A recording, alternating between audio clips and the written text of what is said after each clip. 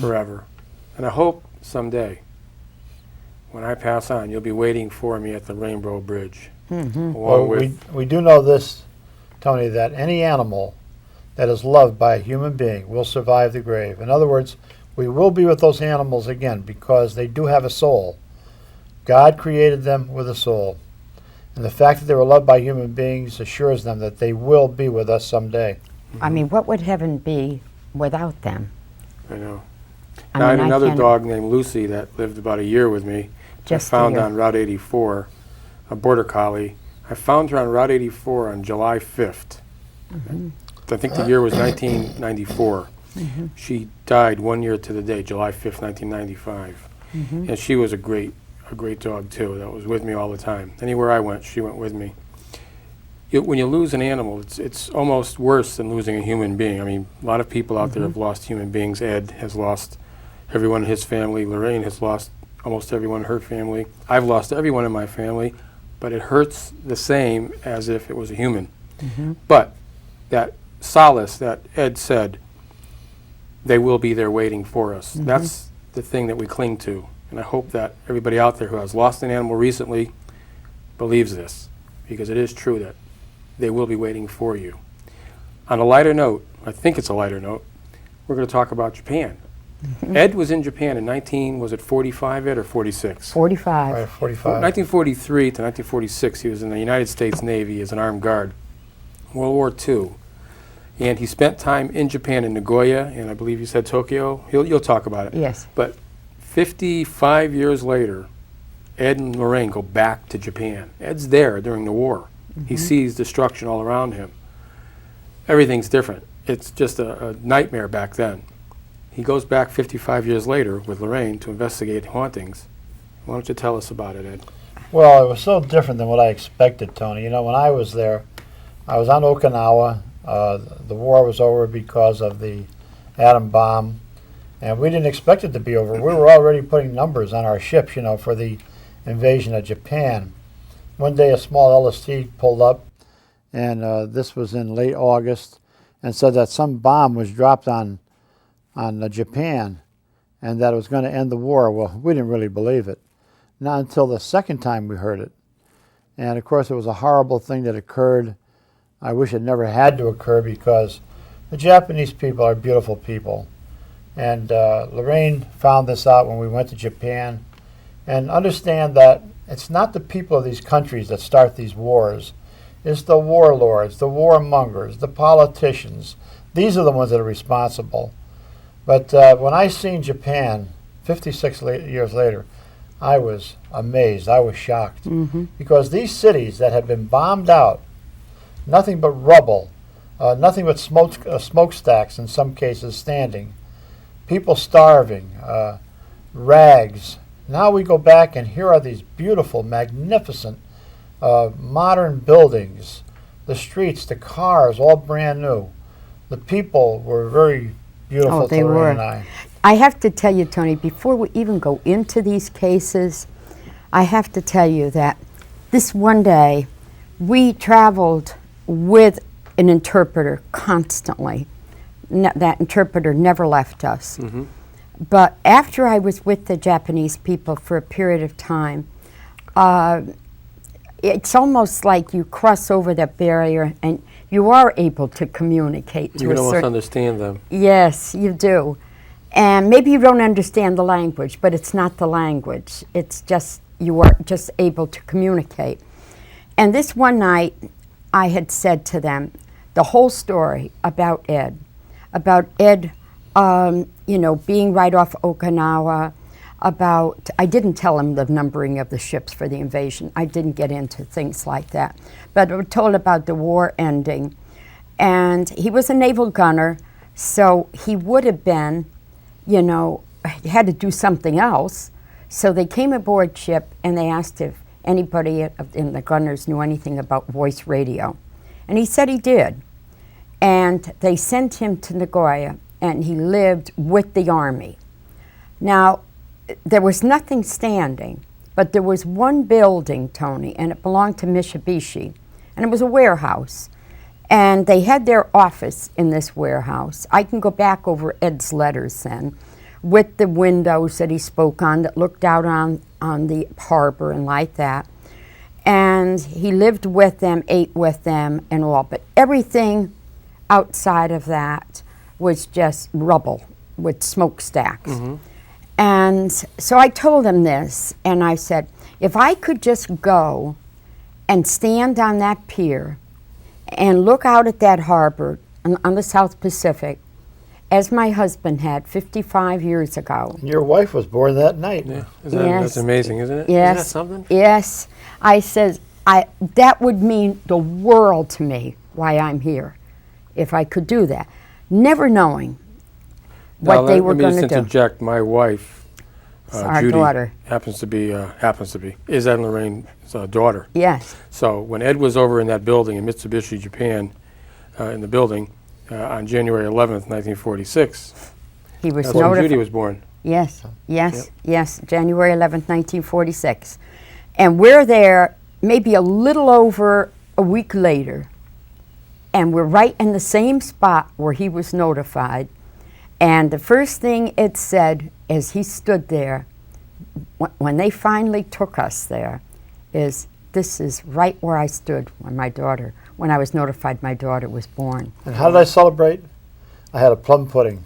Plum pudding? It was midnight when the Army notified me with a telegram that she had been born. And the strange thing was that at that same time, Japanese were celebrating their birthdays. 20-year-olds. That's a It's big everybody's celebration. birthday at that time. Really? And there was 2 destroyers out in the harbor. They were firing off rockets and so forth. Yeah. So Judy was born that night. It was a huge celebration for Japanese people in their 20s.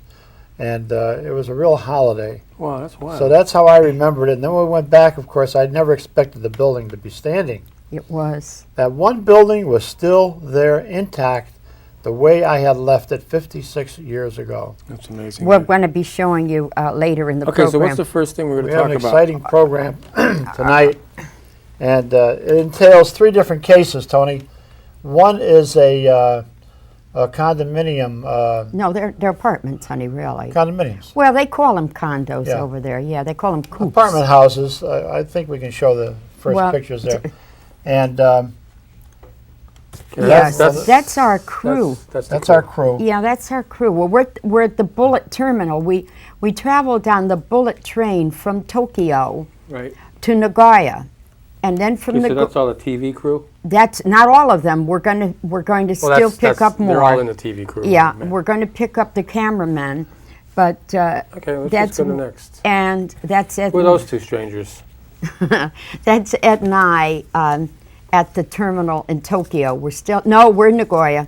We're in Nagoya there, Okay. at the terminal in Nagoya. Now, Now, is that the apartment? Yes, it is. And we meet up with our crew, and then we go to this particular apartment building, Tony. Okay. Now, it's being built in 2 parts. That's on the left-hand side of the road. It's a road now, but it wasn't a road then. It was only a driveway, as it was explained to us. On the other side, across the street, the building is yet to be lived in, but it is basically the same type of building. Now, in one of these photographs, you're going to see Mr. Tanako, who was the building manager. Should Should I go to the next one? No, leave it there. Leave it there. And he was able, in Japanese, and we're all sitting on the floor. Tony, that is something to get used to. I think I should tell him what happened in this building, though. Well, he's going to tell us, honey. That's what I said. We're going to tell Who's him gonna what. tell us? The manager. Well, the manager is going to tell us of all of these experiences, Tony, that people have had in all different apartments, and himself. And himself. Now, there was a samurai warrior whose head had been seen floating in a small building right across from this one, which we'll show you later. And this was the first sighting of this particular ghost. Now, samurai warriors, of course, were top dogs in them days. They would go into a village, and they were the law. They were the executioners. They were the judges. And then the head started appearing in this building, but not just the head of the samurai warrior. There was a woman who had hung herself. They would see a young couple who had been killed there. There was numerous ghosts that would show up here. But on that property, there was also many people buried alive Mhm. because of the Cholera. cholera. Cholera. Animals and people were buried alive right where that building is. Wow. And we believe that that's had a lot to do with the hauntings occurring there. You can pull down the next one, Tony. There's the little Oh. building right there See, right across where the street. the head of the samurai warrior was first seen. That's And you can see the new complex of buildings right across, which are being built now, which we feel is also going to be going to affected. be haunted. Yes. Next or no? Yes. Yeah. Yeah, go ahead, Tony. Now, that's the man in charge. You notice that we're sitting on the floor to talk. Right. Take our shoes off Right? as soon as we walk in. Tony, none of these buildings I thought I'd have need a- an ambulance to get me out of there after Oh. an hour of sitting on that floor Oh, next to this. Oh, boy. Tony, that takes some getting used to. I mean, the Japanese people, they can squat to do everything. And We asleep. mean everything. And Yeah, I get you, Ed. I know what you mean. but You don't have a picture of that, do you? Of the no, bathroom? we didn't bring one of them, of the loo. That must have been fun. But anyway, that's painful to do when you're not used to it. That man was a very, very beautiful person. Now, who is he? That's This guy? Mr. Tanaka. He was the building manager. Tanaka, yeah. Mr. Tanaka. And he too had phenomena occurring in his apartment where he stood so frightened and watched the curtains, like something or someone pull the curtains back and forth in his apartment. And he was so scared of what was going to be on the other side when that curtain opened. He thought he was going to see. He has never seen that head. He has seen the spirit of this woman who took her life. He has seen things move. We talked to numerous people. A lot of young couples live in those condos. And he had a great deal of knowledge regarding the history of the area as it appeared. Now, what I had discerned, Tony, in one of these photographs, you'll see it, is the fact that, We're going to go to the next photo. yeah, oh, that's in the back, and that's where the water is. And anyway, This is is also the where the bodies were buried buried. of the people, buried alive. And Lorraine could feel the Oh, vibrations Awful. of these people. And when you walk through those buildings, even though I'm not sensitive, I could feel many things in there. Good. And this is where we had to bring in the Buddhist disciples and priests who were to perform the exorcisms in that area. And they were going to do it, Tony. It entailed not just the buildings, it entailed doing something about the whole perimeter of these apartments, because that's where everything was going on. We interviewed many, many young families and children, these darling little children. God, they were precious little kids. Next one. But that Okay, let me is go a to real the- let me go to bad the next area slide right now. there. Real bad area. Okay, now we got another one. Oh, okay. Now, while we were there at the condos, before we go into, that's the tunnels where we're going to be going the next day. But while we were there, Tony, you could feel the coldness, you could sense the areas, and it seemed to be drawn a lot to the apartments where there were children. The spirits can use the energy of these kids. We were not able to stay long enough for the Buddhist priest to completely do that whole perimeter of the apartments. But this, we were here for There's the snow on the exorcism. ground. I've there, too. never, Oh, yes, we were I've never high. been in a colder place in my life than I went to that tunnel that Really? night. Oh, it was terrible. And scary, I'll tell you, if we say it was scary, it was It's scary. scary. It was I remember terrible. that 200 people were buried alive in that tunnel 35 years ago. An avalanche came down. during the of mud. typhoon. They tried to escape into the tunnel, but what it did was trap them in there. On certain nights, people could hear the screams, the yells, the moans of these people. The horror which must have occurred there was horrific. When we went in there that night, I walked away from the camera crew and I went down to the other end. Yeah. And I've never felt anything like that. You know about the tunnels in Fairfield Hills? This is 100 times worse. Really? Yes. Now these people, Japanese, would come over the mountain before they built that tunnel. That's why they built it. They had salt, and they used to bring it over to other villages on this side. From the salt Let me see mines. the next one, Tony. From the salt mines, Yeah. Tony. Oh, look Now at this, we Tone. see ghost globules. This is entering the tunnel again, but if you look off on the right, you'll see all white ghost globules. Yep. These are spirits. And I think the next one also has That's on another from the picture, other Bob. side. Yes, that's the other side. That's coming out the other side? Yes, That's that's the other coming side. out the other side, and that's where the salt mines are, right back there. Also, So you had a funny I feeling have in to there? tell you that. oh, Tony, I was Can I have the next tears. picture, Tony? The tears were coming right down my face. I had no control Now, whatsoever. the flowers that you see here on the floor of that tunnel were put there because of a young man. About 3 months ago, he defied the cursed tunnel. He thought it was a joke. He took his motorcycle through there at midnight. Oh. His friend standing at the other end heard screams and a crash. They went into the tunnel. He had been decapitated. The chain of his motorcycle had come off, decapitated his head, and this is where he laid right here. That's his friends had been there to put the You flowers don't down. challenge evil, and this particular tunnel has a lot of evil in it. Next. Okay, that's how, before, Tony, that tunnel was there. That is what they would use. They would go over that mountain. That's the top of the tunnel today. They would go over that mountain with their horses. And so the tunnel was built so they had a place to go through. But today there's a much bigger tunnel that has been built.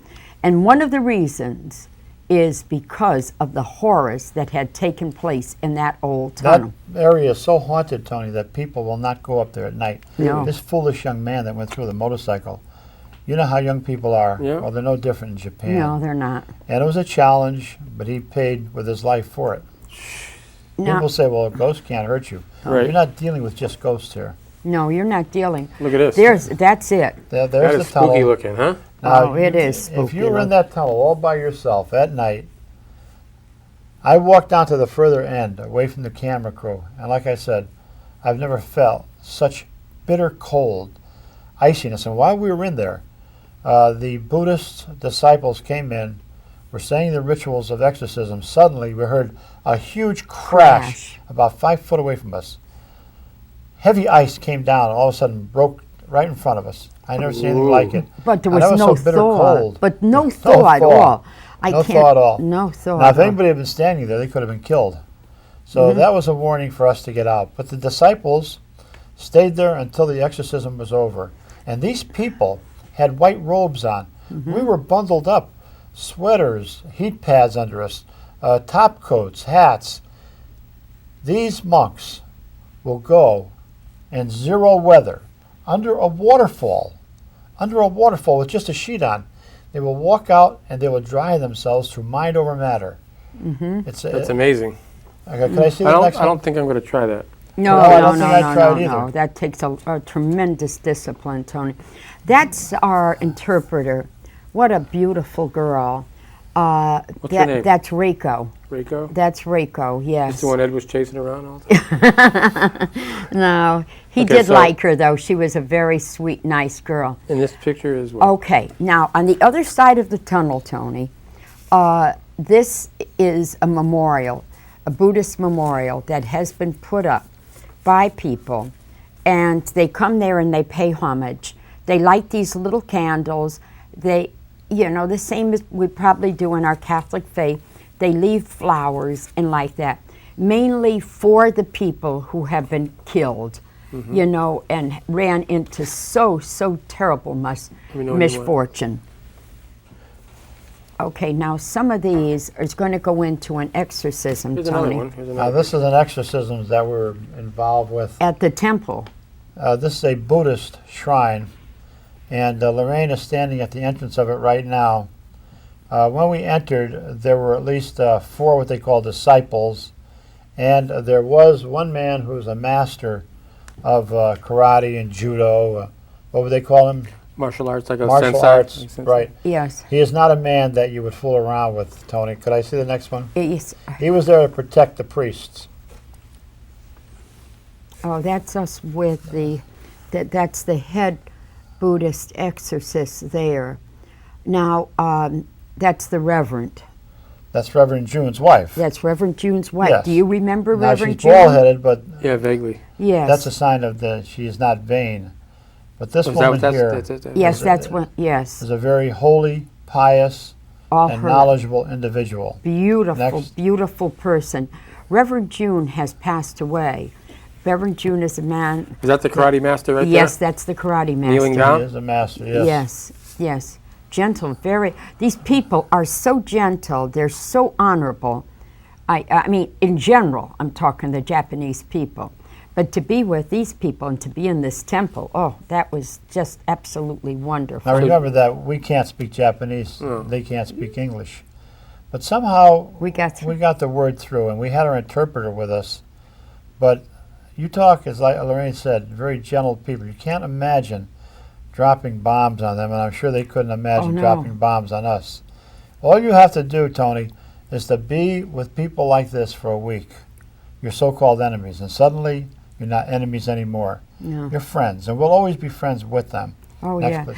But, you know, I would look at the little children and I would leave people. The first one being, oh, yeah, there she is again with Ed and I. And that's, like Ed said, that's Reverend June's wife, the Reverend, and she is Her wonderful. husband came here about 8 years ago Yes, he and did. performed an exorcism In Massachusetts, in honey. Massachusetts and And I helped us worked. with that. I worked with him. This What are they is the doing here? rite. That's the rite of exorcism, Tony, in the Buddhist temple. You see two people there. They're under possession right now.